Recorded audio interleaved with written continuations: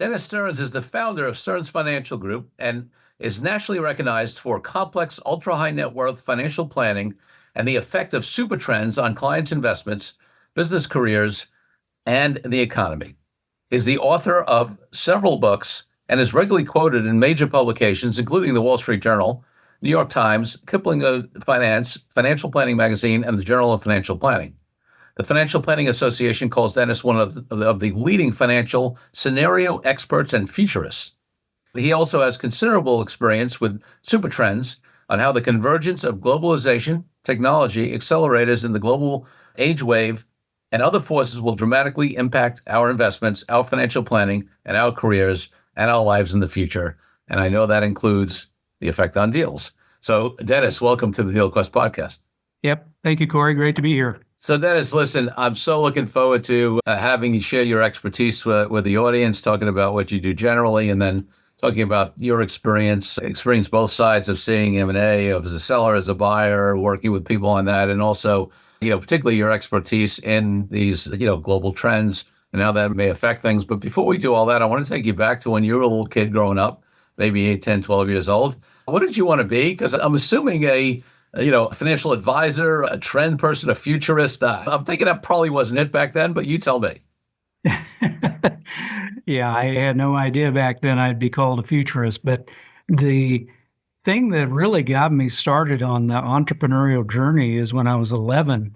My dad gave me a subscription to Forbes magazine. Wow. And he said, now pay strict attention to the stories in here of people who succeeded and then got kicked on their ass, and how they got up and dusted themselves off and thrived in the future.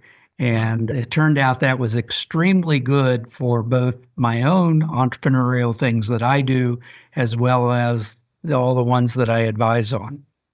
I love that. What a great early lesson. So back then, what were you thinking, what did that mean to you in terms of what you thought you might be doing, as a career or a living or a job? What were you interested in back then?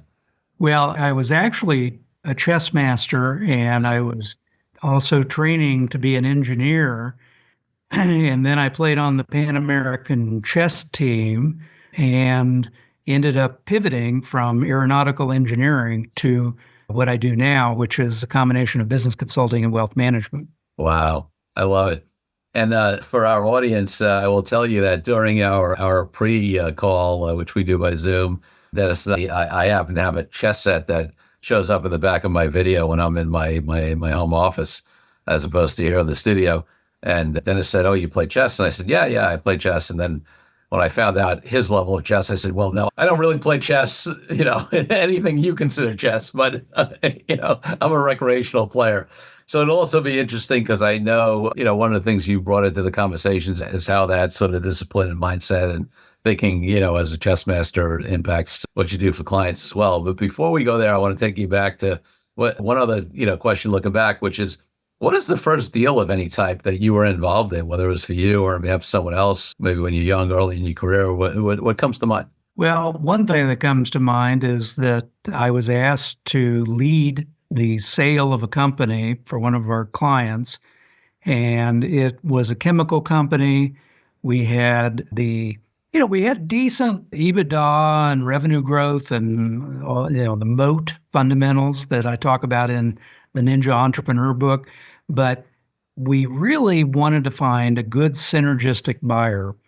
And so we went on a worldwide hunt. We found 5 that looked pretty interesting that would want us in North Carolina to be a part of their puzzle grid as they, went across the country. And the one we ended up doing the negotiations with was a German company. And every culture has a different negotiating style. Yeah. And the Germans, they were so precise in everything. And so it was a great first learning episode for me. Now, I was leading a team, and, the team, the good thing that I love about the team concept is you get all the right people on the team, and you will minimize the amount of fumbles that you have in the process. And we ended up getting a great deal out of it. We got several turns more on the multiple than we thought we would. And really the key for our business owner was we got a better terms for the whole deal, earnouts and everything else. So ultimately that was a good first one to cut my teeth on. Yeah, it's funny. There's so much in that, and like the cultural. I mean, obviously, listen, there are situations in which stereotypes could be inaccurate or bad or even demeaning. But there are cultural differences that show up, maybe not 100%, but pretty consistently.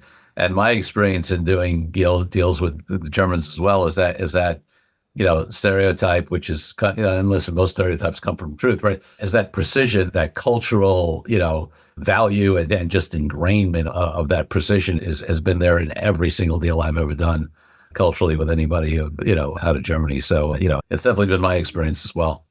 No question. So let's talk a little bit, more about, we'll sort of go more micro and then we can go macro because I know, you're really known for these trends, but, on a micro level that was the first deal experience. So you've been involved in supporting folks on both sides of the table in M&A, domestically and internationally. What are some of the learnings? And for you, I'm particularly interested in, because we've had other folks on who are, whether they're investment bankers or whether they're buyers or sellers or whether they're deal makers, but you bring, two specific things, right? You bring this, chess master mindset, right, to it. And then you also, bring this broader view. And it's fascinating to me because, and I don't want to oversimplify something that's very complex and deep on both sides, but there is this, sort of difference between the focus of a chess master and then this ability to see this broad view. Although I guess in chess, really, you have to see the bigger picture and future moves. So maybe there's some very similarities to being a futurist in that way. But, I'd love to have those perspectives rein in on what you've seen in deals and, what makes them work and what causes problems. Well, so people seem to always be an issue in different deals that I've been involved with. Surprise, surprise. And so, we had one that I was brought in actually after the fact, and one of the other parts of the advisory team was kind of assembling the dream team on behalf of this client. And so I'm trying to play catch up in terms of understanding what's going on with the attorney side, which, by the way, Corey, would have loved to have had you on that deal, 100%. What's going on the accounting side and all the other elements that we were dealing with due diligence. And come to find out that the accounting side was kind of squishy. And I said, okay, did anybody pre-play this, trying to figure out if we were going to have a problem in due diligence?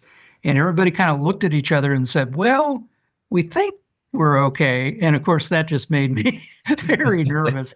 And so we started to do some digging. But what ended up happening is the buyer got ahead of us on the digging and found some things that shouldn't have been done on the accounting side. And all of a sudden, the seller is looking at a deal that instead of going off at about 10 million, he was being offered 7. So a $3 million haircut. And so, I guess the fortunate thing there is we had run what we call the master plan, which is the personal financial independence roadmap alongside the business planning. We already had those scenarios built in. And so we were able to adjust it around and say, okay, maybe we can take this deal depending on the bite of the apple we get for the growth of, this was a roll up of a kind of a blue collar area in the southeastern US. And maybe, we'll be fine. And if it doesn't create any additional return, you're fine anyway. You're set for life. And if it does, then you could be in a really good position. Well, fast forward to now, and that deal went forward. We've now had 2 additional bites to the apple. So we've been able to reinvest in 2 separate expanding deal sets that have created, again, millions and millions and millions.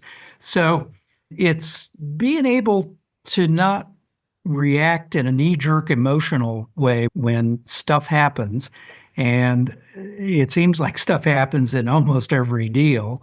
Some of it's worse than others.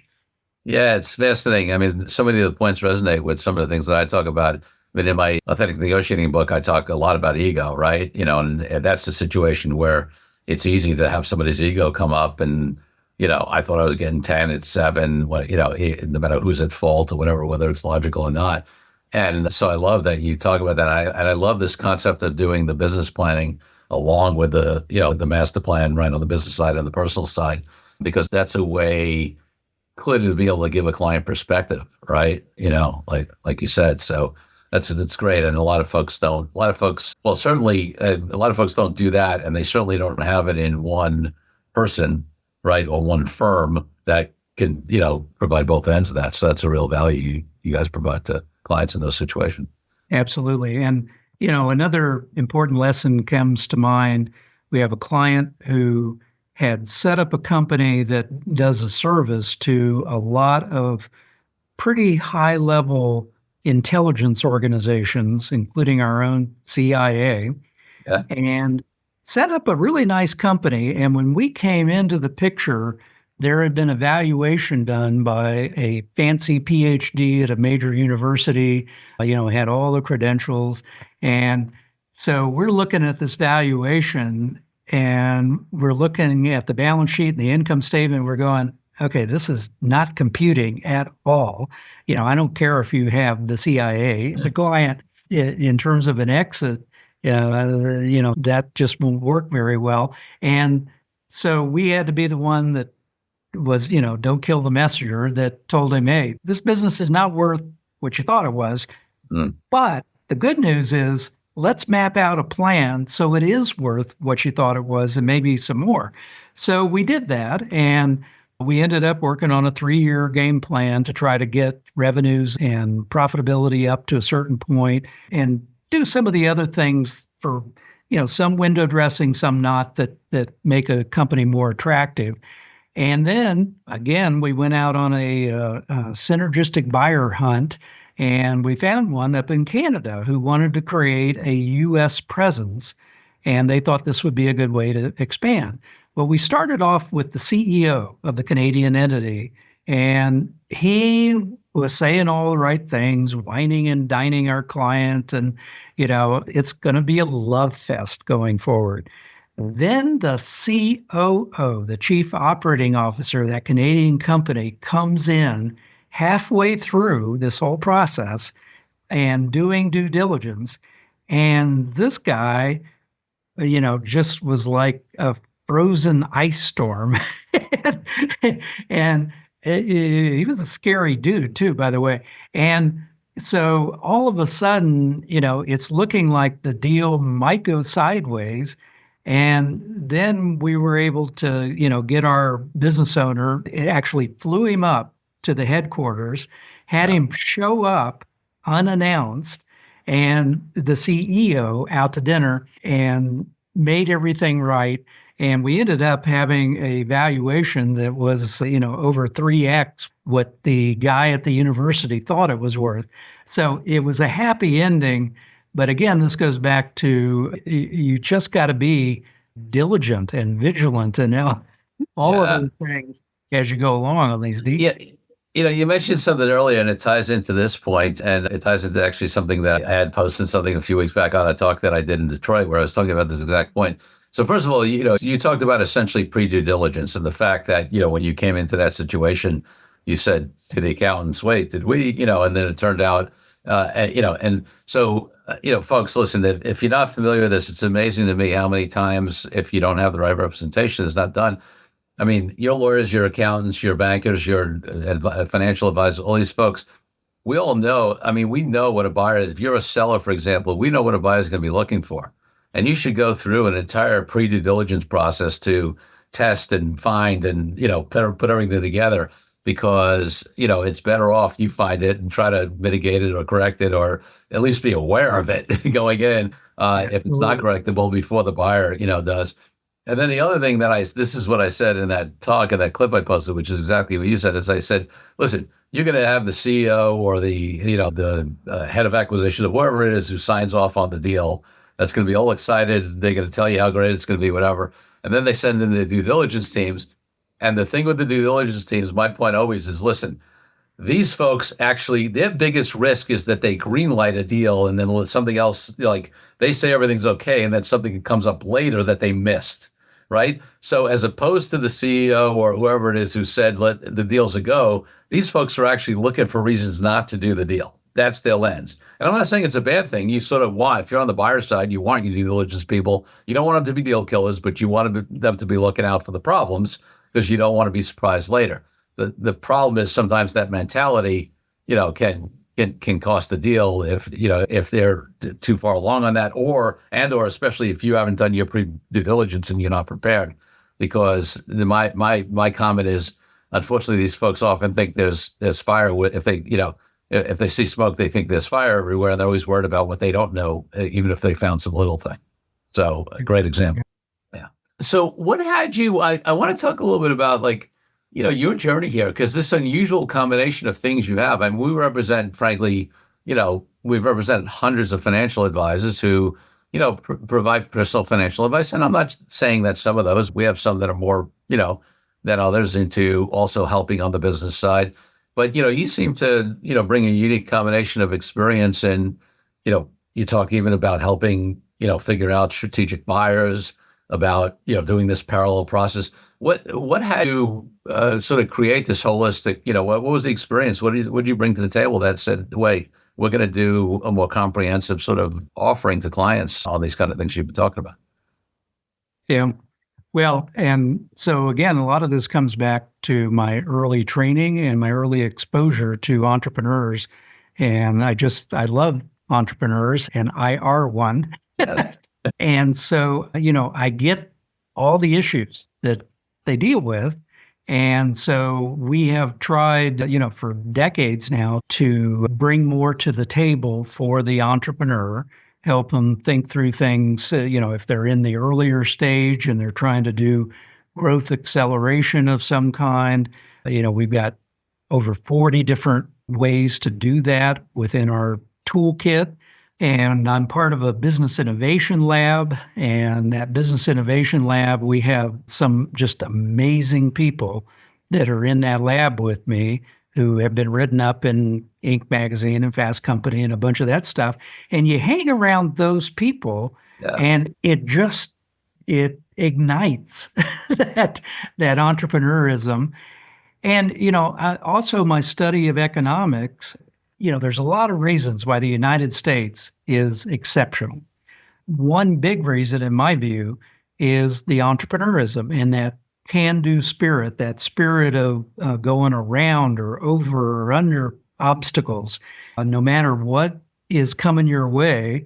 You hope that the folks inside the Beltway in Washington are on your side, but periodically they haven't been, and just saying, hey, I'm just going to get it done.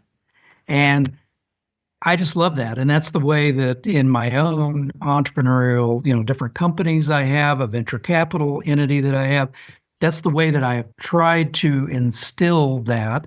And it's just exciting stuff. So the Ninja Entrepreneur book, originally that book was over 600 pages long. We had 2.5 years of research, and we said, okay, nobody's going to read this, even with an adult beverage in hand. And so we skinnied it down to a couple hundred pages, and some of the stories that were interesting got cut, but we just have story after story after story of people who figured out ways to do things in a unique and creative way. And they got paid handsomely to do that. And it's just a beautiful thing. You and I are so similar in that I love hanging out around entrepreneurs. It's the reason I've been an entrepreneur. I originally joined the Entrepreneurs Organization in 2008. I was president of the New York chapter, which is not, it's not usual there are a smaller number of attorneys, let's say, in EO than other businesses. And I spend way more of my time with entrepreneurs than I do with other attorneys. And it's the same fascination you have, like people who are creating new things and, innovation and, really changing the world, and not to mention employing people and, all that kind of great stuff. So you and I share that fascination. I want to talk a little bit about so this trends conversation and looking, at the macro picture, right? That's obviously affects people in their personal financial planning. It affects a lot of different things, but also affects deals. And, we always even I think futurists will say nobody has a crystal ball and can guarantee anything, right? But one of the things we do, that entrepreneurs do, and that people do, and that financial advice, and everybody should be doing to some extent, is trying to anticipate trends and understand the impact of them. And while there's no guarantee, it helps you sort of, you want to play the odds a little bit of what you think is going to happen one way or the other. So, in terms of this podcast, in terms of the effect of deals, I mean, there's so much out there. Obviously, this is going to air after the election in the U.S., so there's been much talked about that, and we'll see. So I'm not going to spend a lot of time there, but more of the macro trends. I mean, whether it's what's going on in the worldwide economy, or the U.S. economy, whether it's conflicts around the world. What are you seeing in terms of bigger trends that you think may affect deals? Obviously things that affect generally the economy affect deals, and then if there's anything more specific on that might affect deals, I'd love to hear it. Yeah, well, there's some big arc of history trends that are really interesting, but they're more interesting on maybe a 5 to 10 year time horizon. And we have some business clients that they do a 5-year plan still while they have their 1-year plans leading up to the 5 years. And some of that arc of history stuff, like right now we have a deglobalization. So globalization just destroyed a lot of industries in my backyard in North Carolina, furniture, textiles being two of the key ones. And yet, the phoenix rising from the ashes, we have companies coming out of that are doing advanced materials for fighter jets and all kinds of other stuff. And so this techno-industrial revolution that we are in, we're in the early innings. And it is exciting at lots of different levels. It is also concerning at lots of different levels. You outside of the scope of deal making, but the rise of social media and kinds of other things. And so one of the things that we kind of look at is, okay, how can a company, maybe they're an old school type company, but how can they tech enable themselves so that they can create a 1 + 1 = 3 or even 5 kind of multiplier going forward with revenues or with the growth of their profitability. But the other side of that is making sure that their moat is really stable, kind of like the moat around the castle, and making sure that this big disruption coming doesn't upend their apple cart. So, all you have to do is think back to the first industrial revolution and Fisher Body, which back then was, buggy whips and horses, but they were one of the few companies inside their town that had like a dozen companies that did the same thing, that figured out that they should do the pivot over to the automobile. Yeah. And all the other companies are lost in the dustbin of history. Well, McKinsey and Company says this industrial revolution, the techno-industrial revolution, is way more powerful, way faster than that first industrial revolution. Yes. So it just means we all got to be on our toes more than normal. Then we have actionable things that business owners need to be thinking about.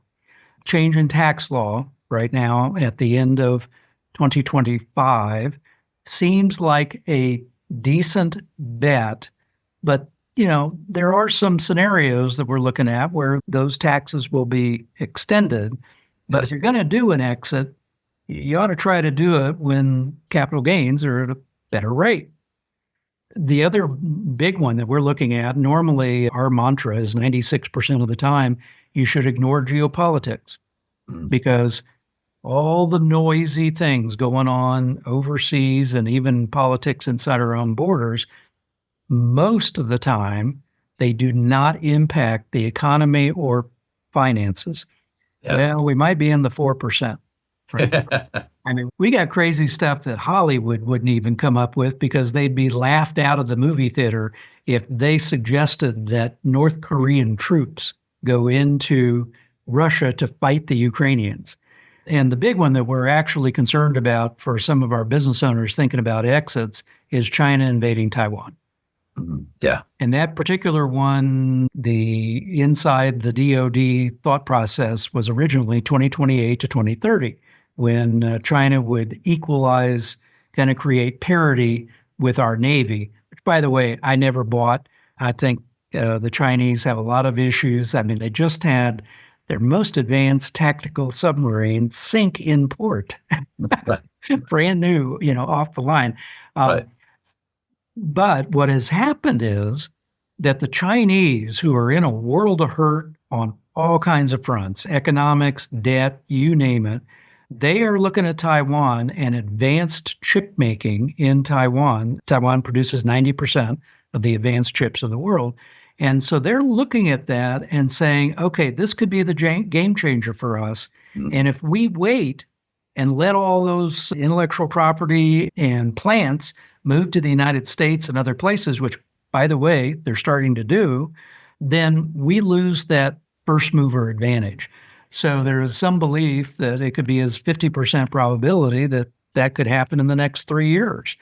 And, 50% is not 90%, but it's a high enough probability that where we have clients that they're already pretty well prepped for a deal to exit, we're getting them moving a little faster because we do not want to be in the middle of something when parachutes appear over Taiwan.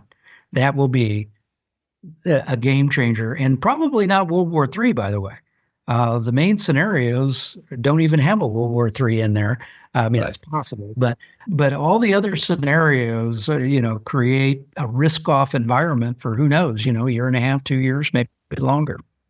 Yeah, it's interesting that, I mean, how things like that, like international conflict, uncertainty, obviously the rise of Chinese power, all of that stuff, can affect things. And, and we're not just talking about, I mean, listen, obviously for global, international companies, you can see a more direct impact. But why don't you talk a little bit more about, if you're talking about middle market, right? Deals here in the US, why those kind of things, have an effect as well, even though somebody may never do any business with China or internationally at all. Well, and that's the thing is the pandemic taught us a few lessons if we were paying attention. And one of them is how connected the world is. And unfortunately, how connected we are to China. Pharmaceuticals, hospital systems, just industry after industry. We found that there were so many connections to China. And that's why this Taiwan-China scenario is so daunting. It is one of the top 3 most complex scenarios we have ever analyzed. We analyzed some pretty complex ones over the years. And so even middle market companies in the United States, if the potential buyer feels that it's a risk-off environment, maybe instead of 6 times profits or 8 times profits or whatever your business might command, maybe they'll shave 1 or 2 times off of that. And also in that type of environment, vulture capitalists, which we represent several clients who are vulture capitalists, they'll be licking their chops because there will be so many people, so many business owners that are just unprepared, and there'll be deals plenty out there. So we represent a buyer right now, and that buyer is actually building up a war chest. And it's not that he's necessarily hoping that that particular scenario happens, but there's enough other things that go bump in the night. We're doing this right around Halloween time. There's enough other things that go bump in the night that, having some extra cash around for potential opportunity is not a bad thing. Yep. And by the way, if some of the more daunting scenarios happen, having more cash around might mean that you survive whatever it is we go through. Right. And how to take advantage of, folks that it runs trouble who, may be able to be on sale for the cheap. Yep. So, you mentioned this deglobalization, which, and you mentioned in a little bit of a separate conversation, the impacts and lessons of COVID, but these things come together, right? I mean, I know that, the focus on the supply chain issues during COVID, especially, and things like that. I mean, there's a whole political realm around, tariffs and all this stuff, whatever. But there's also, even outside of the politics of it, there's just a recognition of the fragility of, the interconnectedness, like you said, and the fragility of the supply chain that COVID made clear. And that is, causing, I know, some industries where there's been real, reshoring, or, as they call it, or, domestic production. So talk a little bit more about that aspect of it, the deglobalization conversation. Yeah. Well, so, the pop quiz is, who is our number one trading partner today? And it's not China. It's actually Mexico. And however, Mexico has a lot of interesting connections and ties to China. So again, this kind of comes back to the chess discipline of not just thinking about the current line of play, but thinking about, the second and third effects that can happen off of some of these situations. The big arc of history trend is that you're trying to get, many manufacturers and service providers are trying to get closer to their customer. And that's where the reshoring comes in, that they're moving facilities back into the United States. The chip manufacturers are moving back for another reason that we talked about a little bit ago. And so there's this concept that the United States is a very robust market. I mean, it remains one of the most robust in the world. And so moving facilities or people or intellectual capital, whatever it is, back here is a good thing. I recently attended an event with Peter Zehan, the guy who wrote Accidental Superpower and all kinds of other books, brilliant guy. And, his premise of U.S. exceptionalism is not over. Mm-hmm. And we have so many things that sometimes we take for granted, and sometimes they get lost in all this weird political debate we get and everything else. The United States has a lot going for it still. Now, do we have our problems? Sure. But we have so many things from agriculture to technology that will help us in this next phase of the techno-industrial revolution. There's a concept called the deployment stage in a techno-industrial revolution. And several very smart people just recently said, we're there, that we are now deploying technology into profitable areas that will just expand and expand and expand. And that can help non-technical companies.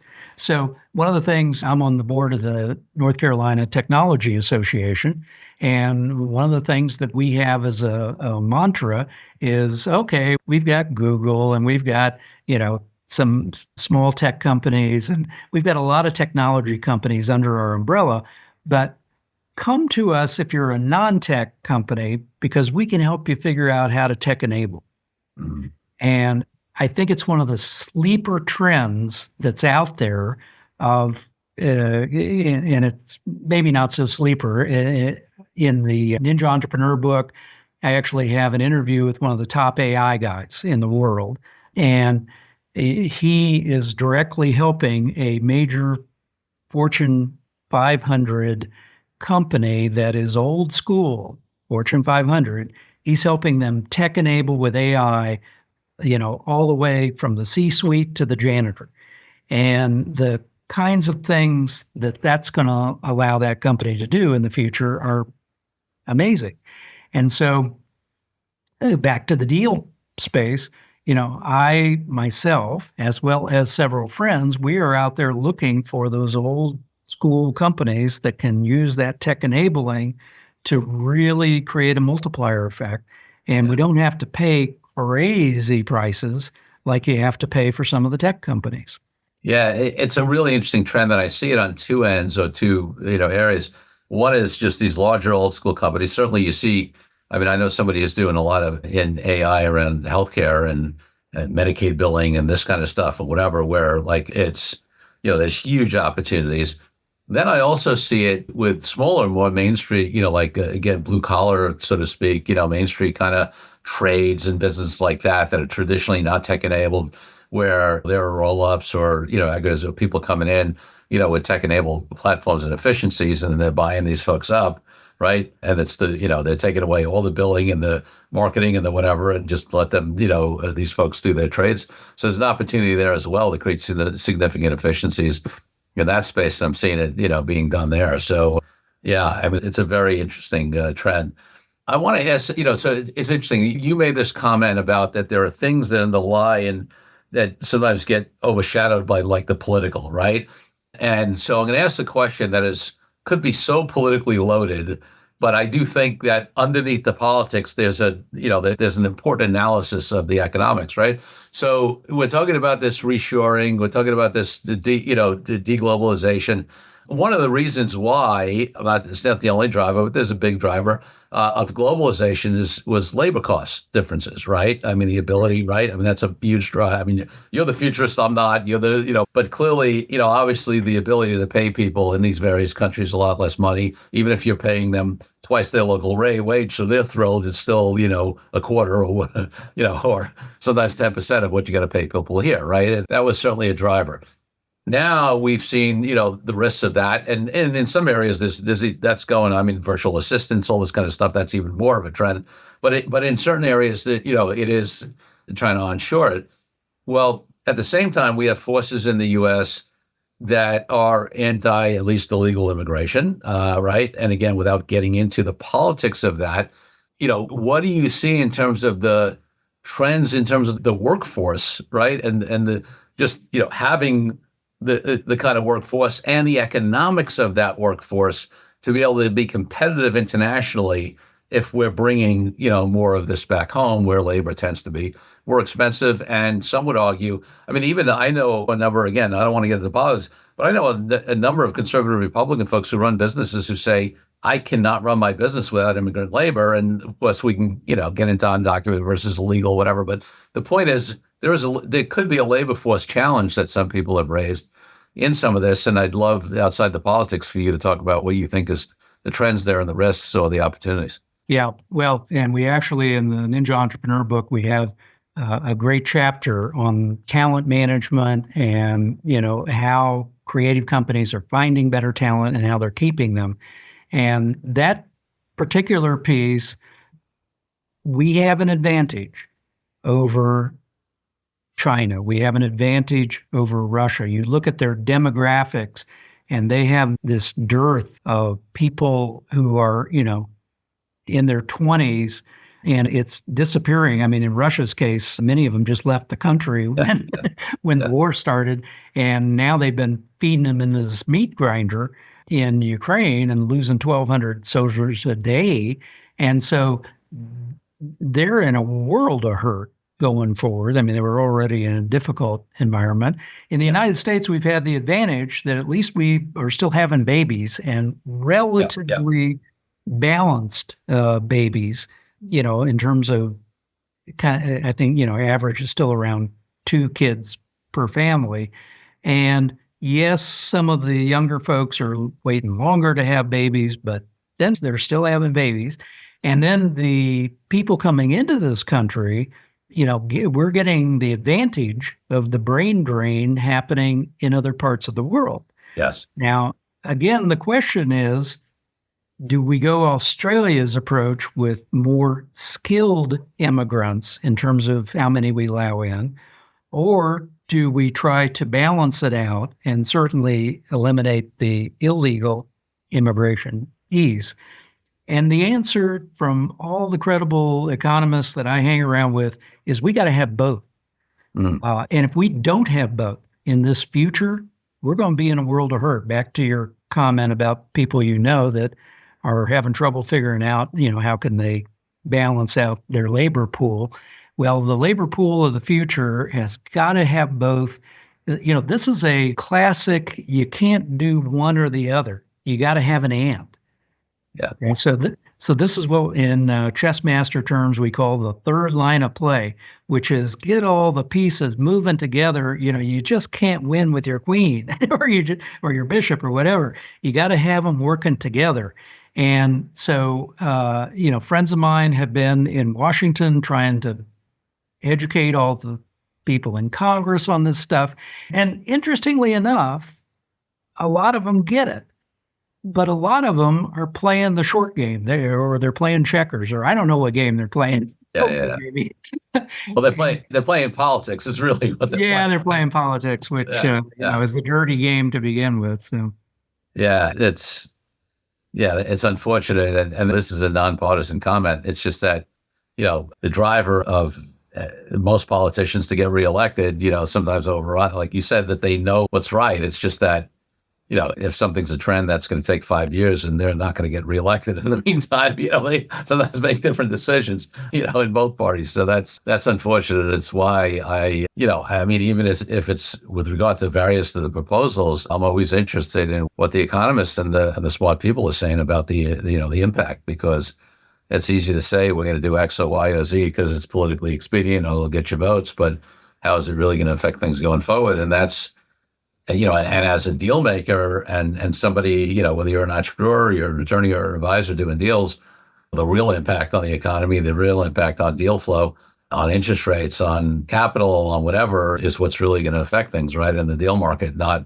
what the political promises and rhetoric is yeah, necessarily. I mean, it all works together. And I'll give you one quick example, Corey, that actually fits into some of these gee whiz kinds of techno-industrial stuff going on. Yeah, So we have a client that has been working on a system so that everybody in the company can work off of iPads or similar kinds of technology.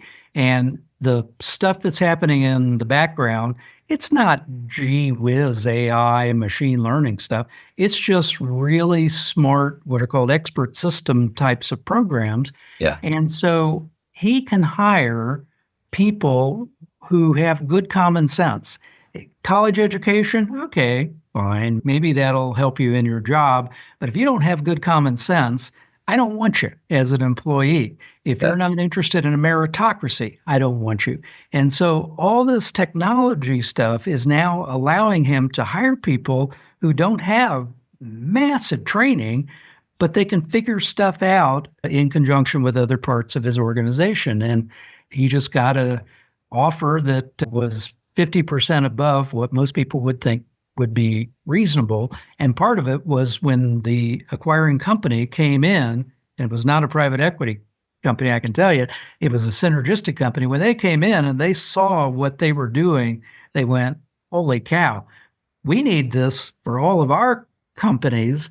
right. And of course, it was at that light bulb moment that we all looked at each other and said, okay, we can sell this at a premium, even to the premium.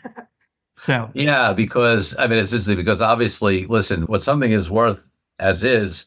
I mean, they're looking at on essentially, a pro forma basis on, hey, how much will this when we apply this across the rest of our entire organization or our companies, how much benefit are we going to get? And that upside is huge. And listen, smart buyers and sellers, a seller's not going to get all of that additional upside because there's got to be room for what the buyer's going to get. But at the same time, if they don't get some of that, they're leaving some money on the table because there's value beyond what sits in that, what you've accomplished in your own company. So that's a great example.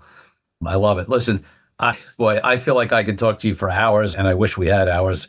But I don't run a 3-hour podcast like like some of the folks out there. I feel like with you, I should. But in any case, before I get to my final two questions, I do want to give you an opportunity. Like, are there any other major trends, or even more about any of the resources you have out that that would be really interesting to folks? And then I'll close out my last couple of questions. yeah, I think we covered some of the key ones, or at least the key ones that are actionable shorter term. Yeah. There's just a whole bunch of other things that are longer arc that I don't think are necessarily actionable today.